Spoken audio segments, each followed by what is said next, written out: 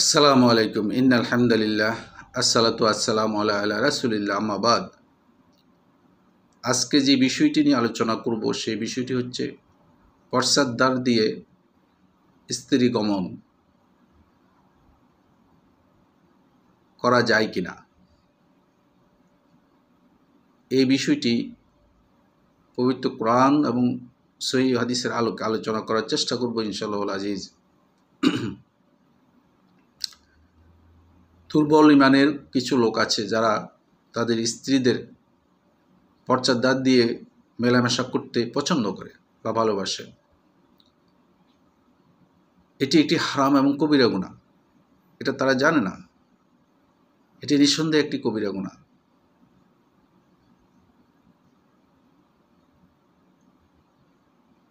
এদেরকে আল্লাহ রাসূল সাল্লাল্লাহু আলাইহি সাল্লাম অভিশাপ দিয়েছেন। রাসূল সাল্লাল্লাহু আলাইহি সাল্লাম বলেন, মালউনুন মান আতামরাতাহু ফি দুবুরিহা। সে অভিশপ্ত যে তার স্ত্রীর পশ্চাৎদ্বার দিয়ে গমন করে।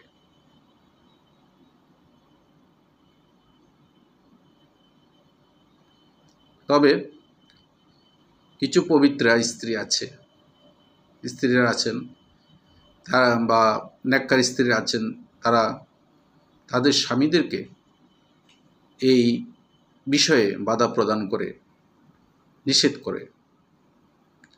কিন্তু স্বামীরা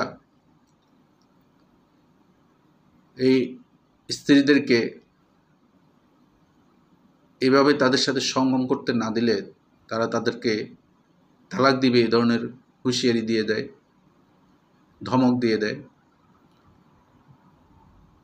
এমনকি এই স্ত্রীরা যে আলমদের সাথে এইসব বিষয় নিয়ে আলোচনা করতে লজ্জাবোধ করে বিদায় স্বামীরা বলে যে এই বিষয়টি হচ্ছে তাদের বৈধ বিষয়।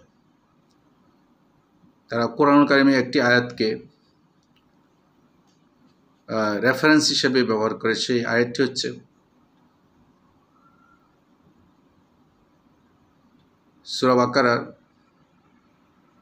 223 নম্বর আয়াত। 2 নম্বর সূরা 223 নম্বর আয়াতে বলেন, আল্লাহ সুবহানাহু ওয়া তাআলা বলেন, আউযু বিল্লাহি মিনাশ শাইতানির রাজিম, নিসাউকুম হাসসুল লাকুম ফাতু হাসসাকুম আন্নাশিতুম। তোমাদের স্ত্রীরা তোমাদের শস্যক্ষেত্র, তোমরা তোমাদের শস্যক্ষেত্রে যে কোনোভাবে যেতে পারো। এই আয়াতের ব্যাখ্যায় আল্লাহ রাসূল সাল্লাল্লাহু আলাইহি সাল্লাম বলেছেন যে তোমাদের স্ত্রীদের তোমরা সামনে দিয়ে, পিছন দিক দিয়ে যে কোনোভাবে যেতে পারো, যতক্ষণ সেটি সন্তান প্রসবের দ্বারের সাথে সংযুক্ত থাকে।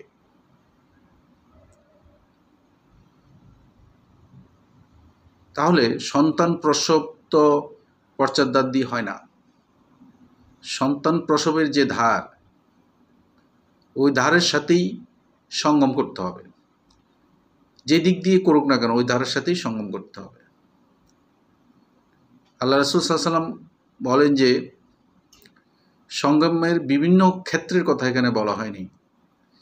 একই ক্ষেত্রে বিভিন্ন উপায় বা বিভিন্ন কৌশল অবলম্বন করে যে কোনো একটিতে যাওয়ার জন্য সঙ্গম করতে বলেছেন। তবে সেটি অবশ্যই সন্তান প্রসবের যে ধার আছে সে ধারের সাথে সংযুক্ত থাকতে হবে, অন্য কোনো উপায় নয়, অন্য কোনো ক্ষেত্রে নয়। বিভিন্ন উপায় থাকতে পারে কিন্তু ক্ষেত্র একটাই। আল্লাহ রাসূল পরিষ্কারভাবে এই আয়াতের ব্যাখ্যা করে গেছেন, আমাদেরকে ব্যাখ্যাটা দিয়ে গেছেন। সুতরাং যারা ওই ধার ব্যতীত পশ্চাৎদ্বার দিয়ে সঙ্গম করতে চায় বা পছন্দ করে তারা নিঃসন্দেহে কবিরা গুনাহ করে। এটি একটি গর্হিত কাজ। আর তারা এই বিষয়গুলোতে উদ্বুদ্ধ হয়, এভাবে সঙ্গম করতে, পশ্চাৎদ্বার দিয়ে সঙ্গম করতে উদ্বুদ্ধ হয় এইসব কারণে, জাহিলিয়াত, তারপরে সমকামিতা ও প্রদর্শিত অশ্লীল নীল ছবি এসব দেখার কারণে তারা উদ্বুদ্ধ হয় এসব কাজের জন্য। আল্লাহ সুবহানাহু ওয়া তাআলা যেভাবে আমাদেরকে নির্দেশ দিয়েছেন, আল্লাহ রাসূল যেভাবে আমাদেরকে স্ত্রীদের সাথে মেলামেশা করতে বলেছেন, সেই পদ্ধতি প্রক্রিয়া অবলম্বন করেই যেন আমরা তা করতে পারি, সেই তৌফিক যেন আল্লাহ সুবহানাহু ওয়া তাআলা আমাদেরকে দান করুক। আমিন সুম্মা আমিন।